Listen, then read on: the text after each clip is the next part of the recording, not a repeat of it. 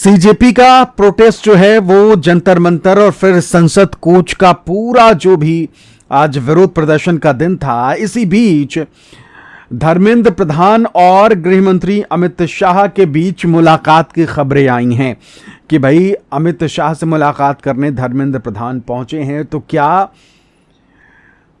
CJP का protest जो है वो असर दिखाने जा रहा है? क्या धर्मेंद्र प्रधान जो है वो इस्तीफा देने जा रहे हैं? इसके अलावा अगर देखा जाए तो खुद जेपी नड्डा के साथ सौरभ दास ने जो मुलाकात करी और मुलाकात के बाद जब वो बाहर निकले तो बाहर निकलकर उन्होंने अपनी बात रखी। उन्होंने बताया कि उन्होंने क्या कुछ बातें रखी हैं और कौन 3 से मांगे रखी हैं जो कि सोनम वांगचुक की तरफ से बताई गई हैं। पहला कि जो नीट की परीक्षा दे रहे थे छात्र जिन्होंने अपनी जान दे दी, उनका परिवार जो है उन्हें 1-1 करोड़ का मुआवजा जो है वो दिया जाए। दूसरा, सोनम वांगचुक जो सफदरजंग अस्पताल में है वहां से उन्हें छुट्टी दी जाए, निकाला जाए। तीसरा, धर्मेंद्र प्रधान के इस्तीफे को लेकर जो खबर आ रही है कि जो सौरभ दास ने कहा कि धर्मेंद्र प्रधान का इस्तीफा दिया जाए या फिर धर्मेंद्र प्रधान को बर्खास्त किया जाए। ये 3 चीजें जो हैं वो सौरभ दास ने मीडिया के सामने जब वो आए बाहर तो उन्होंने ये बातें कही और उन्होंने कहा कि हमने अपनी मांग जो है वो दे दी है।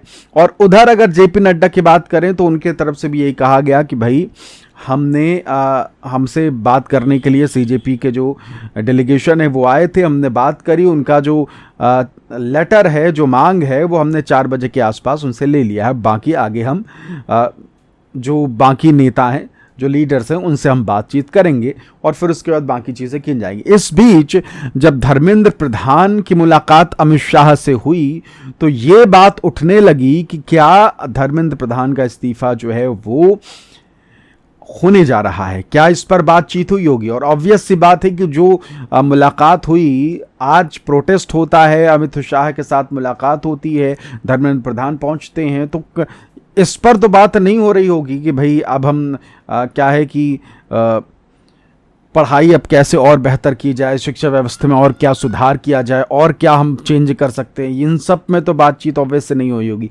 बात इसी पर हुई होगी कि जो हो रहा है आज के दिन में, उसे लेकर जो इस्तीफे की मांग की जा रही है तो उस पर क्या किया जाए, इस पर बातचीत हुई होगी। और इसी से सवाल उठ रहा है कि क्या आने वाले कुछ दिनों में धर्मेंद्र प्रधान जो है वो इस्तीफा दे सकते हैं।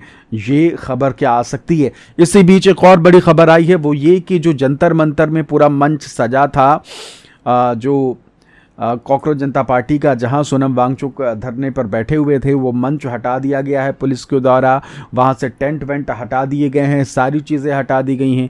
लेकिन दूसरी तरफ अभिजीत दीपके की तरफ से ये कहा गया कि जब तक हमारी मांग मानी नहीं जाती, आंदोलन जो है वो जारी रहेगा। लेकिन इसी बीच एक चीज़ जो है वो आशंका लोगों के जहन में है कि अगर इस तरीके से आज के प्रोटेस्ट के बाद जंतर मंतर से सारी चीज़ें हटा भी दी गई, सब कुछ एक तरीके से अभिषेक जो दीपके हैं, अभिजीत दीपके, उनका अनशन खत्म हो गया है। 2 दिन का उन्होंने अनशन किया। बाकी जो लोग थे जो उनके साथ कर रहे थे अनशन, नेहा हो गई एक प्रोटेस्ट करने वाली थी, इनके अलावा 2-3 और लोग थे, उन्होंने भी अपना अनशन 20-22 दिन के बाद तोड़ दिया है। और सोनम वांगचुक को लेकर अभी कंफर्मेशन नहीं है उनका अनशन जारी है या नहीं। तो क्या अगर इस तरीके से सब अपना अनशन तोड़ देंगे तो क्या ये जो विरोध प्रदर्शन है वो आगे कंटिन्यू हो पाएगा? क्या भीड़ वैसी ही इकट्ठा होगी फिर से या नहीं? क्योंकि दोबारा इस तरीके से भीड़ इकट्ठा होना जो है वो बहुत मुश्किल हो जाता है। हमने अन्ना आंदोलन देखा कि भाई जो पहली बार अन्ना आंदोलन हुआ तो उसमें बम्पर भीड़ आई थी, लेकिन फिर जब दूसरी बार तीसरी बार वो अनशन में बैठे तो उतना ज़्यादा उनको कह लीजिए कि तवज्जो मिली नहीं। तो क्या ऐसा भी हो सकता है? क्या ये तमाम चीज़ें जो है वो हो रही हैं? अभी की जो अपडेट है वो हमने आपसे साझा करी कि भाई क्या ये सारी चीज़ें जो हो रही हैं उसके बाद ये मान लिया जाए कि अभिजीत दीपके और इसके अलावा जो सीजेपी है उनकी मांगों को मान लिया गया है। तो इस तरीके की बातें जो हैं वो फ़िलहाल सामने आ रही हैं और इस बीच जो खबरें आई हैं वो हमने आपको बता दी। फिलहाल इस वीडियो में इतना ही। बहुत बहुत शुक्रिया। नमस्कार।